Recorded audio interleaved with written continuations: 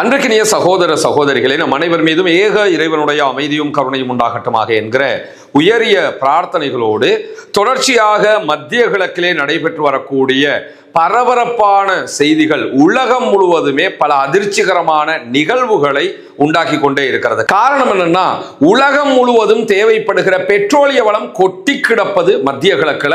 அந்த மத்திய கிழக்குல இருக்கக்கூடிய பெட்ரோலிய பொருட்களை கொண்டு செல்லுகிற ஹொர்முஸ் ஜலசந்தி மூடப்பட்டிருக்கிறது. மறுபக்கமாக ரெட் சீல இருக்கக்கூடிய பாபல் மந்தபில் சவுதி அரேபியாவுடைய கப்பல்கள் பயணிப்பதற்கு தடை என்று ஹூத்திஸ் அறிவிச்சிருக்கிறாங்க. இந்த ரெண்டு பிரச்சனைகளும் மாபெரும் தலையிடியாக சர்வதேச நாடுகளுக்கே மாறி இருக்கக்கூடிய சூழல்ல இன்றைக்கு வெளியாக இருக்கக்கூடிய பல செய்திகளும் இதையொட்டி பலவிதமான தகவல்களையும் நமக்கு தரக்கூடியதாக இருக்கிறது. குறிப்பாக இன்றைக்கு அல் ஜசீரா வெளியிட்டிருக்கக்கூடிய ஒரு முக்கியமான கட்டுரை இஸ்ரேலை பற்றியது.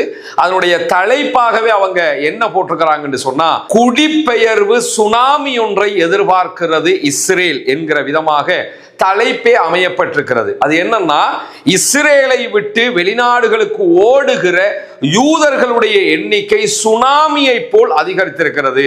சுனாமிங்கிற வார்த்தை அவங்க பயன்படுத்துறதுக்கான காரணமே என்னன்னு கேட்டா, கடந்த 3 ஆண்டுகளுக்குள்ளாக அரசியல் ஸ்திரத்தன்மை இல்லாத காரணத்தினாலையும் தொடர்ச்சியாக நடைபெற்று வரக்கூடிய யுத்தம் காரணமாகவும் 2,70,000 பேர் இஸ்ரேலை விட்டு முற்றுமுழுதாக வெளியேறி விட்டார்கள் என்பதுதான் இஸ்ரேலுக்கு இருக்கக்கூடிய மிகப்பெரிய அதிர்ச்சியாகவும் இருக்கிறது.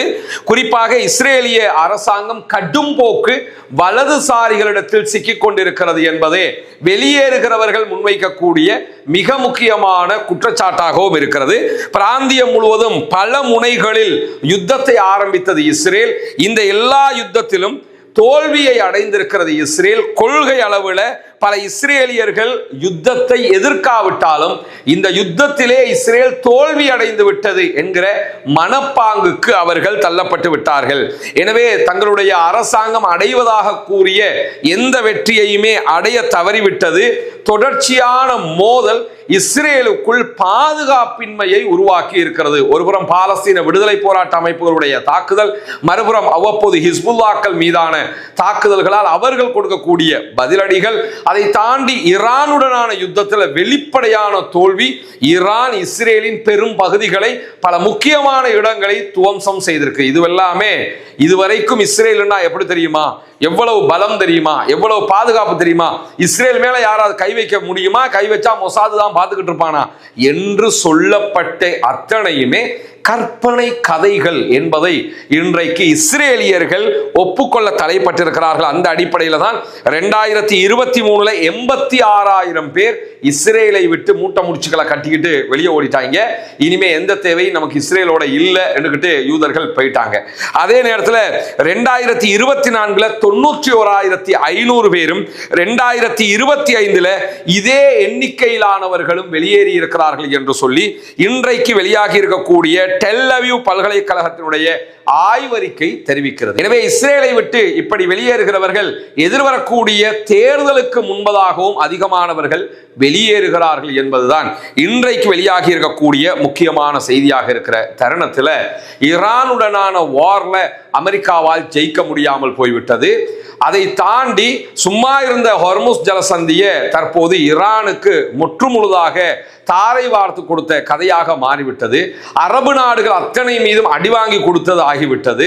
அரபு நாடுகள் அமெரிக்கா தான் நம்மளை காப்பாற்றணும்னு நினைச்சிருந்தா அமெரிக்காவையே ஓட ஓட விரட்டி அடிச்சுட்டாங்க என்கிற லெவலுக்கு அமெரிக்காவுடைய கையாளாகாத்தனம் உருவாகி இருக்கக்கூடிய சூழல்ல அமெரிக்க அதிபர் டொனால்ட் ட்ரம்ப் எதையோ சொல்லி பார்க்கிறாரு. அப்படி செய்வேன், இப்படி செய்வேன், அது நடக்கும், இது நடக்கும், சுடுகாடா மாத்துவேன், ஒரு சாம்ராஜ்யத்தை அழிப்பேன், வரலாற்றையே இல்லாமல் ஆக்குவேன், நாகரிகமே இல்லாம போயிரும், எல்லாத்தையுமே குண்டு போடுவேன் மட்டும்தான் என்ன சொல்லல, மற்ற எல்லா மிரட்டல்களையும் உருட்டல்களையும் சொல்லி பார்க்கிறார் ஈரான் மேல.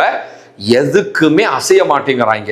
பாரசீகர்களுடைய அந்த கெத்தோட அவங்க நின்றுகிட்டு இருக்கிறாங்க. எது வந்தால் நாங்க சர்வே பண்றதுக்கு தயாரா இருக்கிறோம், எதுக்குமே நாங்க விட்டு கொடுக்கிறதுக்கு தயார் இல்லை, எங்களுடைய இறையாண்மை எங்களுக்கு வேண்டும் என்பதுல மிக உறுதியாக இருக்கிறார்கள். இன்னும் சொல்ல போனால் உலகமே இஸ்ரேலை கண்டு பயந்தது, இஸ்ரேலுடைய இன்டெலிஜென்சியை பார்த்து வியந்தது.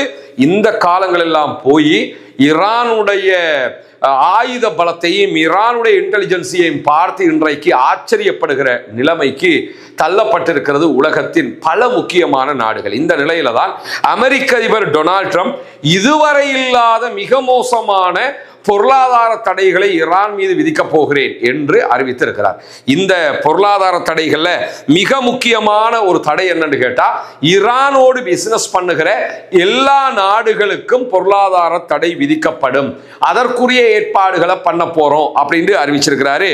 இதுதான் இன்றைக்கு ஒரு ட்ரெண்டிங் நியூஸாக மாறி இருக்கிறது. அது எப்படின்னா, எந்த ஒரு நாடு ஈரானோடு பிசினஸ் பண்றாங்களோ அந்த நாடுகளுடைய நிறுவனங்கள், அந்த நாடுகளுடைய பிசினஸ்கள், விமான நிலையங்கள், அரசாங்க அமைப்புகள் மூலமாக ஈரானுக்கு எந்த விதமான பொருட்களும் அனுப்பப்படக்கூடாது, ஈரான்ல இருந்து எந்த பொருட்களையும் வாங்கக்கூடாது. இப்படி செய்யல் என்று சொன்னா மிகப்பெரிய பொருளாதார நெருக்கடியை அந்த சம்பந்தப்பட்ட நாடுகள் சந்திக்க வேண்டி வரும் என்பதுதான் இன்றைக்கு சொல்லப்பட்டிருக்கக்கூடிய மிக முக்கியமான எச்சரிக்கையாக இருக்கிறது. இந்த நிலையில தான் ஈரானோடு வர்த்தகம் செய்வது மட்டுமல்லாமல் ஈரானிடமிருந்து எண்ணெய்களை வாங்குவது, மாற்று வழித்தடங்களை பயன்படுத்தி ஈரானிலிருந்து க்ரூட் ஆயில் வாங்குறது, பண பரிமாற்றங்கள் பண்றது, ஈரானோடு வேறு விதமான பரிவர்த்தனைகளை மேற்கொள்வது, பரிவர்த்தனை மையங்களை ஏற்படுத்துவது, கப்பல்கள் பதிவேடுகள், அதே போன்ற போலி நிறுவனங்கள், இந்த எல்லாத்தையுமே இப்பவே நிறுத்திக்கிறங்க உலக நாடுகள் அப்படின்னு சொல்லி அமெரிக்க அதிபர் டொனால்ட் ட்ரம்ப் சொல்லி இருக்கிறது மட்டுமல்லாம, நீங்க யாருங்கிறது உங்க எல்லாருக்குமே தெரியும், இது ஒரு பொருளாதார பேரழிவு நாளாக இருக்க போகிறது, எனவே இத்தோட எல்லாருமே ஸ்டாப் பண்ணுங்க, இல்லைன்னா அத்தனை பேருமே சிக்குவீங்க என்று சொல்லித்தான் அமெரிக்க அதிபர் டொனால்ட் ட்ரம்ப் தற்போது இந்த அறிவிப்பை விடுத்திருப்பது மட்டுமல்லாமல், நமக்கு தெரியும் ராணுவ தோல்வி, ராணுவ ஆக்கிரமிப்பினால் ஏற்பட்ட தோல்விக்கு பிறகு இந்த அறிவிப்பு வந்திருக்கிறது. எனவே இது தொடர்பாக இன்றைக்கு ஈரானியர்கள் விடுத்திருக்கக்கூடிய செய்திகளில் ஈரானுடைய ஃபாரின் மினிஸ்டர் அப்பாஸ் அராக்சி தெரிவிக்கிற போது, இதுவரைக்கும் நீங்க போட்ட தடைகளை விட இந்த தடை ஒரு பெரிய தடையா, எல்லாமே எங்களுக்கு ஒண்ணுதான், அதெல்லாம் பழகிட்டோம்னாங்க, எங்களுக்கு எப்படி வாழணும்னு தெரியும்ட்டாரு. ஒரே வார்த்தையில நச்சுன்னு கன்னத்துல அரைஞ்ச மாதிரி பதில சொல்லிட்டாப்ல, நீ எதனாலும் பண்ணிக்க, நாங்க இப்படித்தான் அறிவிச்சிட்டாங்க. அதை தாண்டி இன்றைக்கு ஈரானுடைய IRIB செய்தி நிறுவனம் வெளியிட்டிருக்கக்கூடிய செய்திகள் என்ன சொல்றாங்கன்னு கேட்டா, ராணுவ ஆக்கிரமிப்பினுடைய தோல்வியை தொடர்ந்து இந்த அறிவிப்பு வந்திருக்கிறது, எனவே இப்படியாவது எங்களை முடக்கலாம்னு நினைக்கிறாங்க என்று சொல்லி கிண்டலாக சொல்லியிருப்பது மட்டுமல்லாம, தஸ்னீம் நியூஸ் ஏஜென்சி வெளியிட்டிருக்கக்கூடிய செய்திகள்ல இது ஒரு புதிய நிகழ்வே இல்லைன்னு இருக்கிறாங்க. இது என்ன புதுசா, இதுக்கு முன்னாடி தானே தடை விதிச்சிய, என்ன புதுசாவா போட்டி என்று சொல்லி கிண்டலாக அவர்களும் சொல்லி இருக்கிறார்கள். ஈரானுடனான எந்த விதமான பொருளாதார நிதி ரீதியிலான தொடர்புகளையும் தடுப்பதற்காக அமெரிக்கா பல ஆண்டுகளாக முயற்சித்து வருது. ஆனா தெஹ்ரான் இந்த தடைகளையும் கட்டுப்பாடுகளையும் தவிர்ப்பது எப்படி என்பதை அழகாக படித்து கொண்டு விட்டது. இந்த மாதிரி செய்யறதுல ரொம்ப திறமையான நாடாக ஈரான் மாறிடுச்சு என்று சொல்லி இன்றைக்கு மேலதிகமாக அப்பாஸ் அராக்சி ஈரானுடைய ஃபாரின் மினிஸ்டர் சொல்லியிருக்கிறார். நீங்க என்ன செஞ்சாலும் அதுல எங்களுக்கு எப்படி பிசினஸ் பண்ணணும்னு தெரியும், அதெல்லாம் நாங்க கரெக்டா படிச்சு தான் வச்சிருக்கிறோம், நீங்க உங்க வேலையை பாருங்கிற விதமாக அவர் சொல்லியிருக்கிறாரு. வாஷிங்டன் டிசியில இருந்து அல் ஜசீராவுக்கு செய்தி வழங்கக்கூடிய அல் ஜசீராவினுடைய பத்திரிகையாளர் மைக் ஹனா வெளியிடுகிற செய்திகளை இன்றைக்கு அல் ஜசீரா சுட்டிக்காட்டுது. மைக் ஹனா இது தொடர்பாக சொல்லுகிற நேரத்தில் வாஷிங்டன்ல இருந்து என்ன சொல்றாங்கன்னு கேட்டா, 5 மாத கால மோதல்ல ஏற்பட்டிருக்கக்கூடிய முட்டுக்கட்டையில இருக்கக்கூடிய மிகப்பெரிய மன விரக்தியை தான் இன்றைக்கு ட்ரம்ப் வெளிப்படுத்தியிருக்கிறாரு. இதெல்லாம் அவர் என்ன செய்ய போறாருங்கிறத தாண்டி ரொம்ப நொந்துட்டார் மனுஷன், மன விரக்தியில உச்சத்துக்கு போயிட்டாரு, அதைத்தான் இதுல நம்ம பார்க்கிறோம் என்று மைக் ஹனா மேலதிகமாக சொல்றது மட்டுமல்லாம, ஏற்கனவே ஈரான் மீது பிரயோகிக்கப்படாத என்ன பொருளாதார அழுத்தங்களை ட்ரம்பால் இனி பிரயோகிக்க முடியும் என்று அவங்களும் கேட்கிறாங்க. இதுவரைக்கும் ஈரான் மேல போடாததையா புதுசா போட்டிருப்பீங்க, புதுசா உங்களால் என்னதான் பண்ண இயலும், எல்லாத்தையுமே அவன் சகிச்சுக்கிறதுக்கு பழகிட்டான், அதனால உங்களால் ஒண்ணுமே பண்ண முடியாது என்று சொல்லி இன்றைக்கு சொல்லி இருக்கிறார்கள். இன்றைக்கு இந்த நடக்கிற செய்திகளோட 2 நாளைக்கு முன்னாடி போய் பார்த்தீங்கன்னா UAE திடீர்னு என்ன பண்ணாங்கன்னு சொன்னா, எங்க நாட்டு மேல 2 ஏவுகணை தாக்குதல் நடத்தப்பட்டது, பலிஸ்டிக் மிசைல் தாக்குதல் நடத்தப்பட்டது, இது ஈரான் தான் பண்ணினாங்க, நாங்க ஈரானோடு இனி எல்லா பொருளாதார உறவுகளையும் துண்டிக்கிறோம் அப்படின்னு அறிவிச்சாங்க.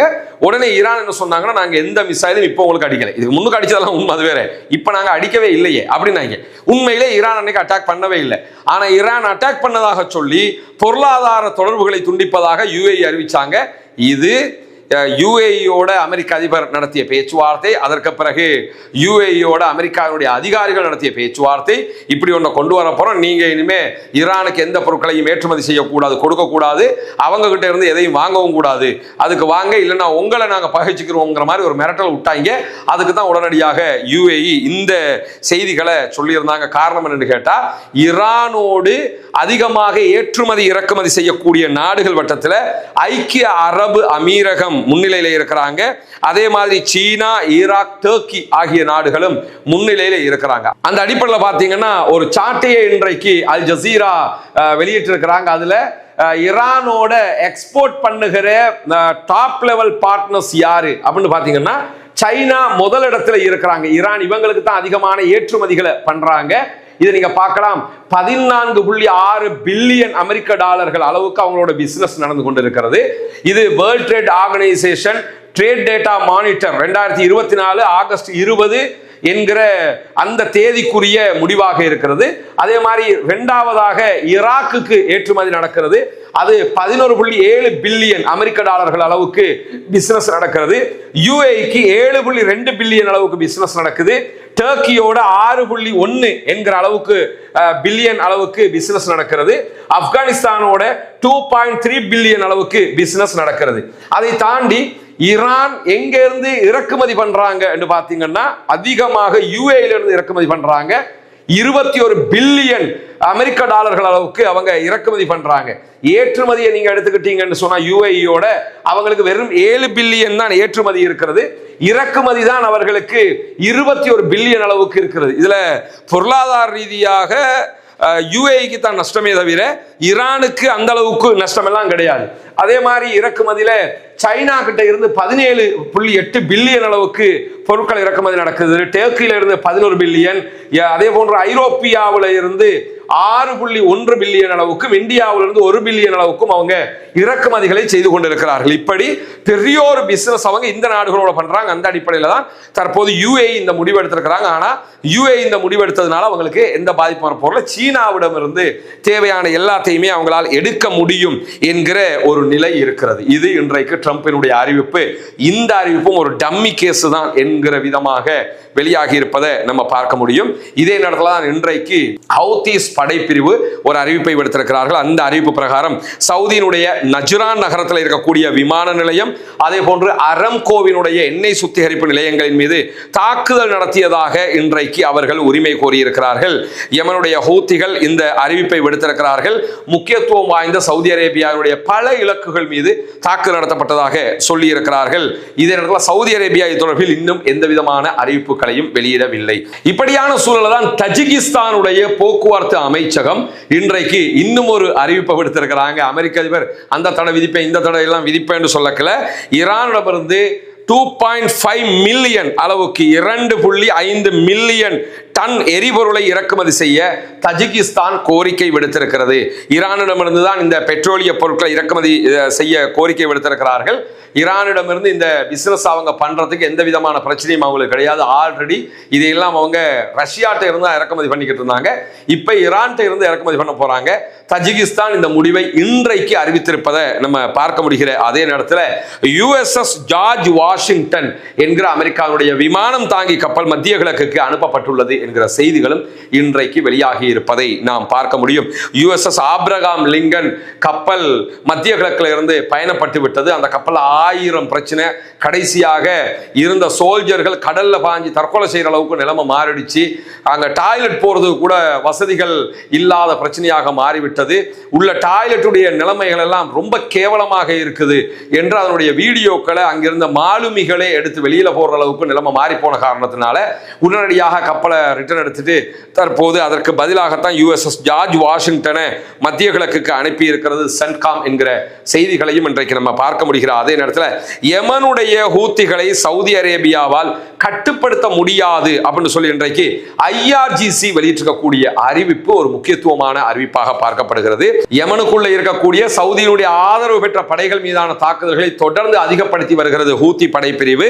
சவுதி அரேபியாவால் இந்த ஹவுதீஸை கட்டுப்படுத்த முடியாது என்று மீண்டும் எச்சரிக்கக்கூடிய ஐஆர்ஜிசி, யமன்ல இருக்கக்கூடிய அன்சாருல்லா அதாவது ஹவுத்தி படைப்பிரிவு சவுதி அரேபியாவால் தோற்கடிக்க முடியாத அளவுக்கு வளர்ந்து நிற்கிறார்கள். அவர்களுடைய தாக்குதல்களில் இருந்து சவுதி அரேபியா பாதுகாத்துக் கொள்ளவும் முடியாது, தப்பிக்கவும் முடியாது. எனவே சவுதி அரேபியா உடனடியாக இந்த யுத்தத்திலிருந்து பின்வாங்கினா அவங்களுக்கு அது சேஃப்டியா இருக்கும் என்று சொல்லி இன்றைக்கு ஐஆர்ஜிசி விடுத்திருக்கக்கூடிய அறிவிப்பை நாம் பார்க்க முடியும். இப்படியான சூழலில் தான் இன்றைய நாள் இன்னும் ஒரு முக்கியமான செய்தியும் இடம்பெற்றிருக்கிறது. அதாவது சிரியாவினுடைய புதிய அரசாங்கம் ஏற்கனவே இருந்த அசாதினுடைய அரசாங்கத்தில் இருந்து மக்களை கொன்று குவித்த பல பேரின் மீது அரெஸ்ட் வாரண்ட் பிறப்பிச்சிருக்கிறாங்க.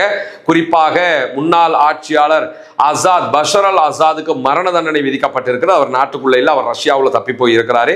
அவருடைய சகோதரருக்கு மரண தண்டனை விதிக்கப்பட்டிருக்கிறது. இந்த சூழலை தான் அவருடைய காலத்தில் இருந்த இராணுவ ஜெனரல்கள் பல பேரையும் தேடிக்கொண்டிருக்கிறது சிரியாவினுடைய அரசு. சிரியாவினுடைய நீதிமன்றங்களும் அவர்களுக்கு பல தண்டனைகளையும் அரெஸ்ட் வாரண்ட்களையும் பிறப்பித்திருக்கக்கூடிய சூழலை தான் 2024 அசாதினுடைய அரசாங்கம் கவிழ்க்கப்பட்டதற்கு பிறகு தப்பியோடிய சிரியாவினுடைய இராணுவத்தின் 17வது படைப்பிரிவினுடைய முன்னாள் தளபதியும் பின்னர் கிழக்கு மாகாணமாக இருக்கக்கூடிய தைர ஜூர்ல தடைப்படைகளை வழிநடத்தியவருமாக அறியப்படுகிற மேஜர் ஜெனரல் அடேல் ஈசா இன்றைய தினம் லெபனான்ல இருந்து, அவர் லெபனான்ல கைது செய்யப்பட்டிருந்தாரு, லெபனான்ல இருந்து லெபனான் அரசு வழியாக சிரியாவுக்கு கைதி பரிமாற்றம் செய்யப்பட்டிருக்கிறார். எனவே இது லெபனான்ல இருந்து சிரியாவுக்கு கைதிகள் பரிமாற்ற முறையில் வழங்கப்பட்ட முதலாவது கைதி பரிமாற்றம். இதுவும் அடுத்த கட்ட நகர்வாக பார்க்கப்படக்கூடிய சூழல்ல நம்ம இருக்கிற. இதே நேரத்தில் டர்க்கியினுடைய படைகள், டர்க்கியினுடைய வகிபாகம் சிரியாவுக்குள்ள இருக்கிறத நாங்கள் ஏற்றுக்க முடியாது, அதை நாங்கள் ஒப்புக்கொள்ளவே முடியாதுன்னு நேற்றைய தினம் பெஞ்சமின் நெத்தன்யாகு இஸ்ரேலிய பிரதமர் ஒரு பெரிய அழுத்தமான கண்டனத்தை தெரிவிச்சிருந்தார். இன்றைக்கு அதற்கு பதில் சொல்லி இருக்கிறது துருக்கி. நீங்க என்ன சொன்னாலும் நாங்கள் சிரியாவில் இருப்போம், சிரியாவை பாதுகாக்கிற பணிகளில் ஈடுபடுவோம் இருக்கிறாங்க. எனவே தற்போது அடுத்ததாக ஈரானுக்கு அடுத்து துருக்கியோடு முட்டி மோதுகிற, துருக்கியை அமெரிக்காவோடு பகையாளி ஆக்குகிற ஒரு காரியத்தில் ஈடுபடுவதற்கு இஸ்ரேல் தயாராகி வருகிறது என்பதையும் நாம் இந்த செய்திகளூடாக புரிந்து கொள்ள முடியும்.